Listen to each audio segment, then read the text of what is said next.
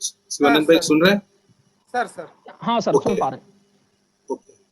जब अभी तक जितने भी हमारे साथियों ने जो बात की है, हमारे वरिष्ठ जो जज साहब हैं उन्होंने बात की, शैलेश गांधी जी और दूसरे साथियों को भी मैं खास करके एक कहता हूँ कि जो वो बात उन्होंने कही है, सबके पीछे रास्ता तो आसान है मगर विल पावर नहीं है। ये चीज के ऊपर में हम लोग थोड़ा गौर करेंगे।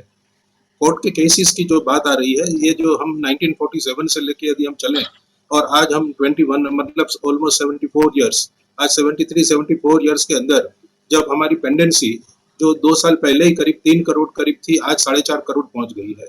और ये 5 करोड़ भी पहुंच जाए तो कोई ताज्जुब नहीं है। ये अभी जो हिसाब से चल रहा है बात वहीं तक पहुंच जाएगी, 5 करोड़ को भी पार कर जाएगा। इसका स्पष्ट मतलब हुआ कि हमारा जो न्याय पाने का अधिकार है उससे हमें वंचित किया जा रहा है, सिस्टमेटिकली वंचित किया जा रहा है। मैं इसको इस प्रकार एक आरोप भी सरकार पर लगा रहा हूँ, इसीलिए कि हमारे पास कोई चीज की कमी नहीं है। हम जब बात करते हैं वर्चुअल कोर्ट की, तो virtual court is a necessity, ये मैंडेटरी हो गया है जब कोरोना की बात हम कर रहे हैं। कोरोना के अंदर हमारी इकोनॉमी गर्त में चली गई है, हमारे माइग्रेशन लेबर्स को हम देखें, वो लोग कई इतने लोग जॉब से बाहर हो गए हैं और तकलीफें लोगों को बहुत बड़ी है। मगर हमारे जज साहबों को जो है वो वर्चुअल कोर्ट पसंद नहीं है। कई लोग जज को में कुछ तो बहुत अच्छे हैं और कई लोग तो यह कहते हैं कि फिजिकल कोर्ट चालू हो जानी चाहिए। मेरा यह मत है कि फिजिकल कोर्ट भी चलनी चाहिए और वर्चुअल कोर्ट को ज्यादा जोर से चलनी चाहिए। कुछ जो हमारे दिनेश वर्मा साहब थे जज, और जस्टिस ये राजू लोचन मल्होत्रा जी भी जो थे, उन्होंने भी जो बताया उसकी बात को मैं यदि मिला जुला बात करूं तो हमारे पास में टेक्नोलॉजी की कोई कमी नहीं है।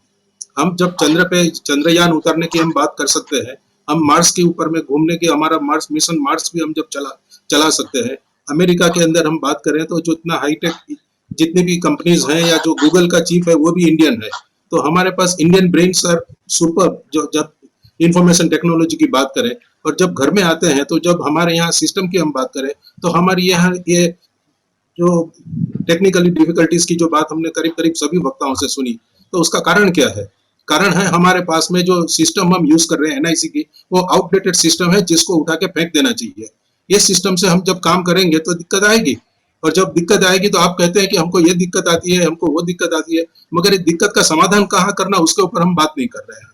पेंडेंसी जो बढ़ रही है हमारे देश के अंदर, उससे नुकसान किसको होता है?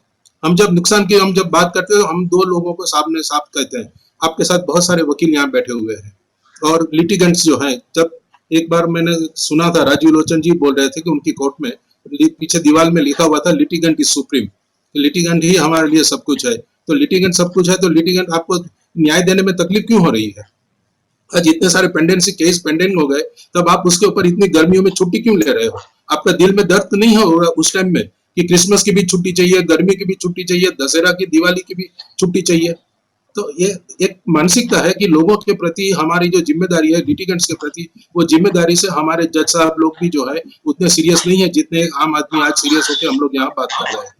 दूसरी बात मैं कर रहा हूँ, वकीलों की बात कर रहे हैं। वकील लोग सोचते हैं कि हमारा क्या होगा, आज केसेस जो है वर्चुअल में चले जाएंगे तो मेरे फीस कम हो जाएगी या मेरे पैसे कम हो जाएंगे। ऐसा बात उससे एकदम विपरीत है। वकीलों को कोई भी चीज की कहीं पे भी डरने की जरूरत नहीं है, इसलिए कि आज यदि फटाफट न्याय होते रहेगा तो ज्यादा लोग लिटिगेंट्स जो है वो कोर्ट में आएंगे। आज के दिन में क्या है, लिटिगेंट्स लोग कोर्ट आना नहीं चाहते। उन लोग कहते हैं कि कोर्ट में जाना मतलब जिसने बहुत बड़ा पाप किया हो वो कोर्ट में जाए।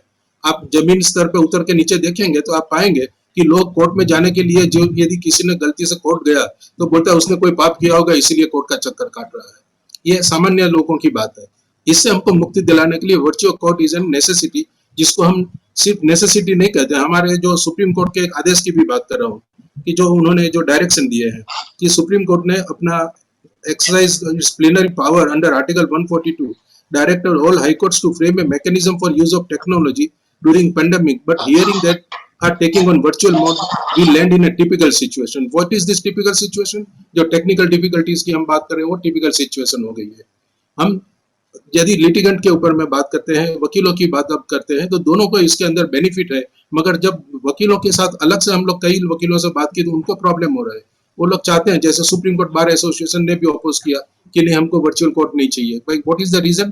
कोई रीजन नहीं है। इसीलिए कि यदि छोटे छोटे गांव से भी वकील लोग जो है अपना केस लड़ सकते हैं, सिटी से भी लड़ सकते हैं, कहीं से भी लड़ सकते हैं। तो जो कुछ वकीलों की जो मोनोपोली बन गई है, वो मोनोपोली टूट जाएगी, तो वो अपनी मोनोपोली को बचाने के लिए लिटिगेंट का गला घोटने का काम कर रहे हैं। ये हम आरोप लगाएं तो गलत नहीं होगा। छोटे छोटे एरिया के वकील भी, किसी में टैलेंट की कमी नहीं है। यदि आपको कोई केस लेके हाईकोर्ट जाना है, जैसे मध्य प्रदेश के काफी लोग हैं, तो आपको जबलपुर जाना होगा, जबलपुर में जाके बात करना होगा। वहां कुछ फोकस भी चल रहा है कि जिसके आपको कोई सीनियर को पकड़ो, किसी से बात करो, इस प्रकार का। मगर जब ये वर्चुअल कोर्ट हो जाएगी तो आपको सब चीज टेक्निकली अपने घर पे अवेलेबल है, तो उसके ऊपर क्यों ना जाए। सवाल आता है हमारे पास में बजट की भी। हम जब बात करें तो बीच में ये भी बात हुई कि बजट की कंस्ट्रेंट है। बजट की कंस्ट्रेंट है, no doubt about it, but उसके लिए क्या कोर्ट ही आया बीच में? आपके पास लिटिगेंट्स ही आपको दिखते हैं। आपको यह क्यों नहीं दिखता है कि जो कॉर्पोरेट्स है, जिसके आप, ये चाहे कोई भी सरकार हो, मैं इसकी ये सरकार या वो सरकार की बात नहीं कर रहा हूँ, कॉर्पोरेट के जो मॉनेटरी कंसेशन जो कॉर्पोरेट को दिए जा रहे हैं, यदि उसके ऊपर डिस्कस किया जाए तो आप सोच पाएंगे कि हर साल करीब करीब 4-5 लाख करोड़ रुपया हम लोग मॉनेटरी कंसेशन कॉर्पोरेट को देते हैं। इसी साल आपने जब पेंडेमिक हो गया था तो आपने सुना होगा, निर्मला सीतारामन आई थी और उसने इनकम टैक्स में 1,45,00,000 या 75 लाख कितना की विशेष छूट दी थी टैक्स में। जो छूट दी थी वो तो ठीक थी, उसके अलावा इतनी छूट दी, 1,45,00,000 और समथिंग। और आज हम बात कर रहे हैं कि हमको कुछ करोड़ चाहिए जुडिशरी के सिस्टम को ठीक करने के लिए। वो सिस्टम हमारे पास नहीं है, ना हम उसके बारे में बात करते हैं। हम जब ऑर्डिनरी सिटीजन की बात छोड़ देते हैं, हम दूसरी वर्ल्ड की हम जब बात करते हैं, तो we are as far talent की, जो मैंने कहा कि अमेरिका के अंदर आज हमारे लोग जब टैलेंट से लेके चला रहे हैं, तो हम उनके साथ बात क्यों नहीं करते हैं? Why we are not importing talent? यदि हमारे में दम नहीं है तो हम बाहर से लेके आए। आपके जितने पावर प्लांट आज हमारे देश में चल रहे हैं, मोस्ट ऑफ द टेक्निकल जितना स्टाफ है सब चाइनीज स्टाफ है। हम चाइना से उनको बुला के लाए। जितना पावर प्लांट इंडिया में बना, चाहे किसी भी कंपनी का हो, सरकारी गैर सरकारी, सभी 99% जो है उसके अंदर ब्रेन जो है वो चाइनीज इंजीनियर्स का है। उनको हम वहां पे इंपोर्ट करके उनको वहां लगा सकते हैं। मगर जब हमारी कोर्ट की मैनेजमेंट की बात आती है तो वहां हम वही डीसीपीटी, हमारी नेशनल इंफॉर्मेशन या एनआईसी की जो सर्विसेज उसको यूज कर रहे हैं। बात आती है हमारी ये जो स्लो है इतनी जुडिशरी, आज की नहीं है ये। पेंडेमिक के अंदर तो हमने सब बहुत सारी चीजें खुल के उजागर होते हुए देखी। मगर यदि उसके अलावा भी हम बात करें तो हम जस्टिस सिंघवी और जस्टिस लोढ़ा साहब, जस्टिस अशोक गांगुली, जस्टिस आपको ठाकुर साहब, ये सब की भी बात कर सकते हैं। मैं नटसेल में कह सकता हूँ, जस्टिस लोढ़ा ने अपने फेयरवेल स्पीच में कहा कि we are virtually begging for money but no government gives us money. Judiciary को लिए they have no priority for judiciary, no government want strong judiciary. These are the words of justice Lodha in his farewell speech. यदि justice Ganguly और justice Singhvi की bench ने जो बात कहा था, उन्होंने भी कहा था कि we are starving for money. हम कोर्ट को सुचारू रूप चलाना चाहते हैं, फास्ट चलाना चाहते हैं। कैसे चलाएंगे? हमारे पास उतने जो पैसे चाहिए वो है ही नहीं। How we will construct more benches, how we will construct more bench जज कोर्ट्स? ये उनके स्टेटमेंट है। सिटिंग जज की बात कर रहा हूं मैं, दोनों चीफ जस्टिस। किसने नहीं देखा है चीफ जस्टिस ऑफ इंडिया जो मिस्टर जस्टिस ठाकुर थे, उनके आंख में पानी आ गए थे जब वो प्राइम मिनिस्टर मोदी साहब को कह रहे थे कि मेहरबानी करके कुछ कीजिए, हम जो हमारी जस्टिस सिस्टम जो है फेल हो जा रही है। आप जस्टिस गोगोई ने तो यहाँ तक कह दिया कलकत्ता के एक प्रोग्राम के अंदर कि हमारी जस्टिस डिलीवरी सिस्टम गर्त में जाके गिरी है। Exact word which he has used is our justice delivery system is our judiciary is ramshackled. अब कौन, इसमें लॉस किसका है? किसी जज का लॉस नहीं है, वो तो रिटायर होकर राज्यसभा में चले गए। मगर लॉस हो रहा है वो लिटिगेंट का। और मैं अभी जो फिर से रिपीट कर रहा हूँ कि एडवोकेट हमारे साथियों का, उनका जो लॉस हो रहा है कि उनके केसेस जो है आने चाहिए वो नहीं आते हैं। आज जितने हमारे कोर्ट में केसेस है उससे 10 टाइम्स मल्टीप्लाई हो जाएगा यदि केस फास्ट हो जाएंगे तो। और यदि एक्सेस टू जस्टिस की जब हम बात करेंगे इसी वर्चुअल कोर्ट के अंदर, इट बिकम्स इजियर। हम जेल के कैदियों की बात सुन रहे थे। जेल के कैदी लोग को आप 15100 हेल्पलाइन है, उनका फोन वहां लगा दीजिए और वहां डायरेक्टली कनेक्ट कीजिए नालसा के साथ। 15100 सीधा घंटी उठेगा और वहां बोलेगा साहब मेरा इतना दिन से मैं यहाँ सड़ रहा हूँ, मैं अंडर ट्रायल प्रिजनर हूँ, जो शैलेश गांधी जी साहब ने कहा था उसको। तो उसके लिए भी एक्सेस टू जस्टिस आसान हो जाएगा, वकील भी अपॉइंट हो जाएंगे, आपका वकीलों का भी काम चलेगा और लिटिगेंट को भी आराम होगा। मगर हम वो नहीं करना चाहते। क्यों नहीं करना चाहते? मैं आप सबके ऊपर छोड़ देता हूँ, सभी कोई विद्वान है। 44% सांसद जिस देश के टोटल सांसद में से 44% सांसद जिस देश के पार्लियामेंट में बैठे हो, जिनके खिलाफ क्रिमिनल केसेस चलते हो, और उनको मालूम है कि यदि हम हमारी स्पीडी जस्टिस हुई या तरीके से टाइम से जस्टिस हो जाएगी तो ये लोग पार्लियामेंट से उठ के कहीं तिहाड़ जेल न चले जाए, ये डर के कारण इन लोग ये सब चीज कर रहे हैं, ऐसा मेरा स्पष्ट मानना है। धन्यवाद जी। बहुत बहुत धन्यवाद श्री प्रवीण पटेल सर। और हम आपको बता दें कि Shri Praveen Patel ji honorary trustee forum for fast justice, जो इनका संगठन है, उसके बहुत ही महत्वपूर्ण बॉडी है। और आपका जो इसके अतिरिक्त हम आपको बता दें कि आपने एक सामाजिक क्षेत्र में काम करने की बहुत अच्छा आपके पास अनुभव है। लाभदायक स्थिति अगर लोग कहते हैं कि सुप्रीम कोर्ट का, हाई कोर्ट का, बार एसोसिएशन जो सीनियर एडवोकेट्स हैं वो इसको ऑब्जेक्ट करते हैं, तो सत्य वचन है वो ऑब्जेक्ट इसलिए कर रहे हैं कि हम जैसे लोग जो निचली अदालतों में बैठे हैं वो भी सुप्रीम कोर्ट में पैरवी कर सकते हैं, या कि जो निचली अदालत का बैठा वकील है वो हाई कोर्ट में पैरवी कर सकता है। तो ये जो सिस्टम कंसंट्रेशन ऑफ केसेस थे बड़े सीनियरों के पास वो कम होंगे, इस कारण सुप्रीम कोर्ट बार एसोसिएशन इसका विरोध कर रहा है। बाकी हम वकीलों के लिए बहुत लाभदायक है। मैं सर से इस विषय में पूर्णतः सहमत हूँ। अच्छा, दूसरी चीज एक जो बड़ी महत्वपूर्ण बात होगी, जो एडवोकेट मैं आप सबको अवगत कराना चाहता हूँ, जो अगर ऑनलाइन, जैसे मध्य प्रदेश हाईकोर्ट ने ऑनलाइन सुनवाइयां शुरू कर दी है, वर्चुअल कोर्स तो थी ही, अब उसको यूट्यूब में उन्होंने डाल दिया है कि यूट्यूब में लिंक्स भेज दिए हैं, यूट्यूब में लोग अपनी सुनवाई ऑनलाइन घर से बैठे देख सकते हैं।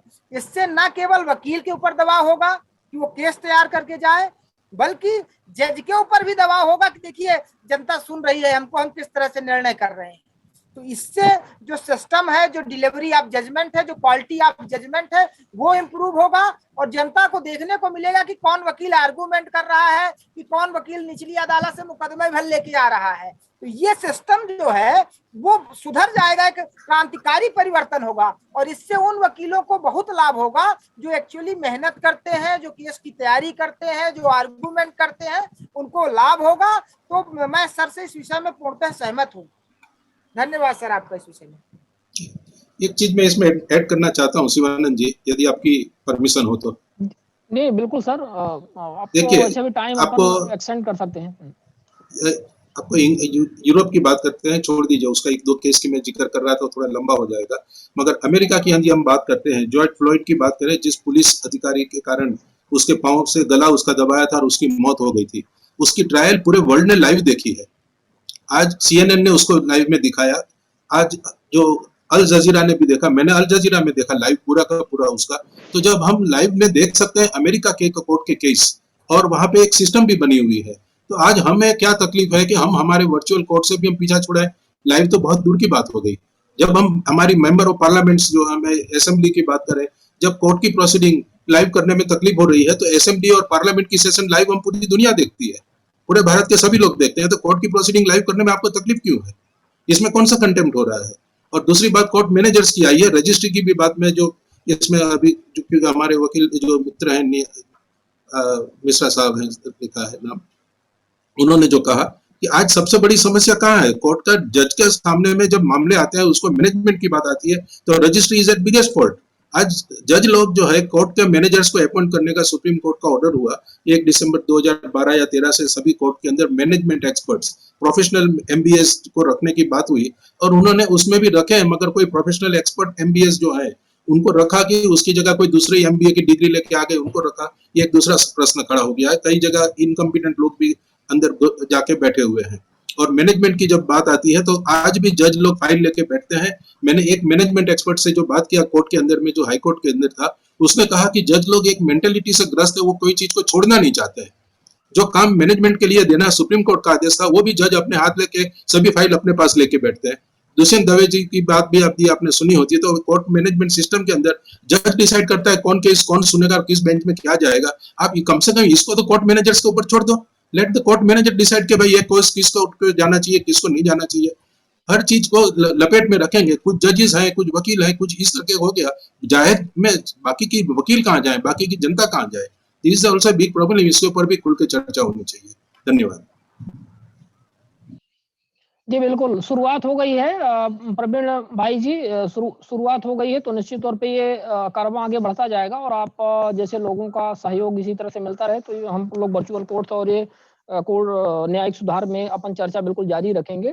और धन्यवाद, बहुत ही महत्वपूर्ण जानकारियां। और साथ में हम आपको बता दें श्री प्रवीण पटेल जी के बारे में कि उन्होंने 20 वर्ष गांव में, जैसे हम गांव में रहते हैं, आप गांव में रहते हैं, और बहुत सारे हमारे साथी जो भी गांव वाले जुड़े हुए हैं, हम लोग गांव में रहते हैं, इसी तरह से वो भी गांव में रहकर और पूरा आदिवासियों के बीच में 20 वर्ष उन्होंने निरंतर काम किया हुआ है और आपके छत्तीसगढ़ के इलाके में और तमाम हर जगह, तो आपका बैकग्राउंड बहुत ही अच्छा सोशल सर्विस का है और बहुत-बहुत धन्यवाद आपका। और हमारे बीच में भास्कर प्रभु सर हैं, माहिती अधिकार मंच मुंबई के संयोजक हैं भास्कर प्रभु सर, और आप हमारे कार्यक्रम के एक तरह से पैट्रॉन ही हैं, क्योंकि अब हम जब से ये कार्यक्रम चालू किए तो आपका निरंतर, आपका गांधी सर का, राहुल सर का, अब फिर वीरेश बेल्लूर जब से जुड़े, आत्मदीप सर, तो मतलब एक तरह से हम लोग अक्सर ही डिस्कस करते रहते हैं और हमारे हर कार्यक्रम में आते हैं। सर स्वागत है आपका। हमें बड़ी प्रसन्नता हो रही है आपको आमंत्रित करते हुए। अपने उद्गार इस विषय पर सर रखें, अपने आप को सर अनम्यूट कर लें।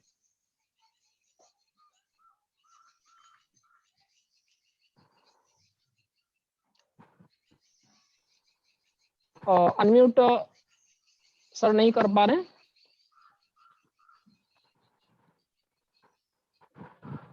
अनम्यूट सर करें। हाँ हो गया, अनम्यूट हो गया। मैं ये कहता हूँ कि जब से ये पहली बात तो जितने भी यहाँ एडवोकेट्स उपस्थित हैं